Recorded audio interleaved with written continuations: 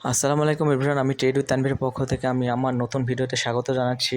আমি এখন আপনাদেরকে গত বৃহস্পতিবার মার্কেটটি কেমন ছিল সেই সম্পর্কে আলোচনা করব এবং ডিএসসি সূচক নিয়ে আলোচনা করব। আশা করি আমার ভিডিওটি ভালো লাগবে। আমি জানি আপনারা সবাই টানা দরপতন নিয়ে সবাই চিন্তিত আছেন। আমি নিজেও ফেড আপ এই মার্কেটটি নিয়ে, তবুও আশা করছি মার্কেট অদূর ভবিষ্যতে ভালো করবে ইনশাল্লাহ। আমি এখন কিছু বিষয় নিয়ে আলোচনা করব। যদি আমার ভিডিও ভালো লাগে অবশ্যই আমার চ্যানেল সাবস্ক্রাইব করে দিবেন এবং পাশে থাকা বেল আইকন বাজিয়ে রাখবেন যাতে আমার আপডেটেড ভিডিওগুলো আপনারা পেতে পারেন। আমি কয়েকদিন ধরে আমার কিছু ভিডিও বানানো বন্ধ রেখেছি।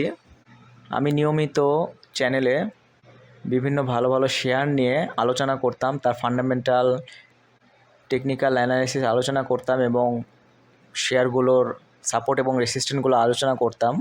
কিন্তু এখন গত কয়েকদিন ধরে ভিডিওগুলো বন্ধ রেখেছি, কারণ মার্কেটের টানা পতনের জন্য আমাদের কারোরই মন মেজাজ এখন ভালো নেই। তবে আমি আশা করি দ্রুতই আমি আমার ভিডিও বানানো শুরু করে দেব। যাই হোক, কথা না বাড়িয়ে মূল ভিডিওতে যাওয়া যাক।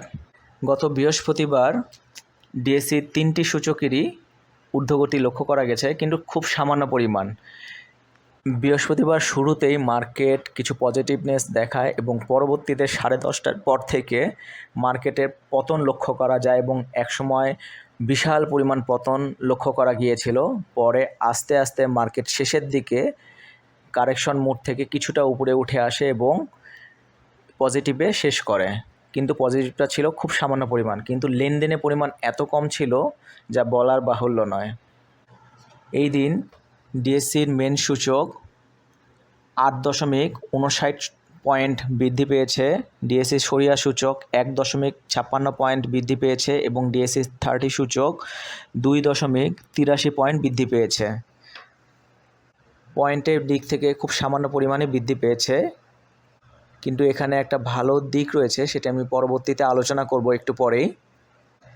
এই দিনকে মাত্র 315,56,00,000 টাকা শেয়ার লেনদেন হয়েছে, যার মধ্যে 208টি কোম্পানির শেয়ারের দাম বৃদ্ধি পেয়েছে এবং 137টি শেয়ারের কোম্পানির দাম কমে গিয়েছিল এবং 49টি শেয়ারের দাম অপরিবর্তিত ছিল। এদিনকে ব্যাংক এবং টেক্সটাইল সেক্টর মোটামুটি ভালো করেছে।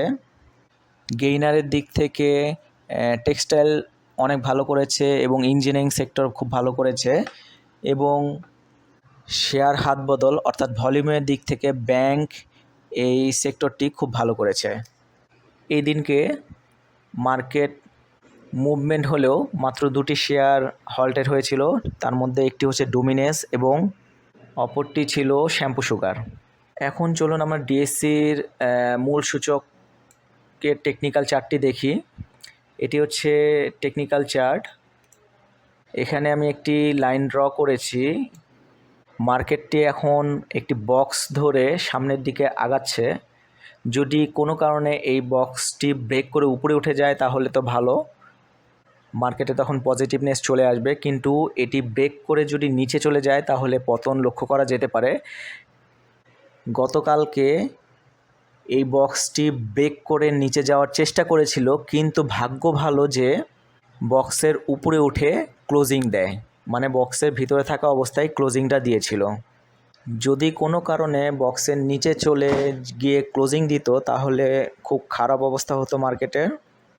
যাই হোক, এখনও মার্কেটটি বক্সের মধ্যে থেকে ওঠানামা করছে, কিন্তু পরবর্তীতে ভবিষ্যতে যদি কোনো কারণে বক্স থেকে নিচে চলে যায়, বক্স থেকে সামান্য নিচে গিয়েও যদি ক্লোজ দেয় তাহলে মার্কেটে পতন লক্ষ্য করা যেতে পারে। আশা করি সামনে তেমনটা ঘটবে না, কারণ মার্কেট এখন অনেকটাই ড্রাই হয়ে এসেছে। মার্কেটে কিন্তু এখনও হাই করে এগিয়ে যাচ্ছে। দেখা যাক ভবিষ্যতে কি হয়। আমি কিছুটা অসুস্থ এবং মন মানসিকতা ভালো নেই মার্কেট দেখে, তাই আমি নিয়মিত ভিডিও দিতে পারছি না, কিন্তু আমি আশা করি আগামীকাল অর্থাৎ শনিবার থেকে নিয়মিত ভিডিও দেওয়া শুরু করব ইনশাল্লাহ।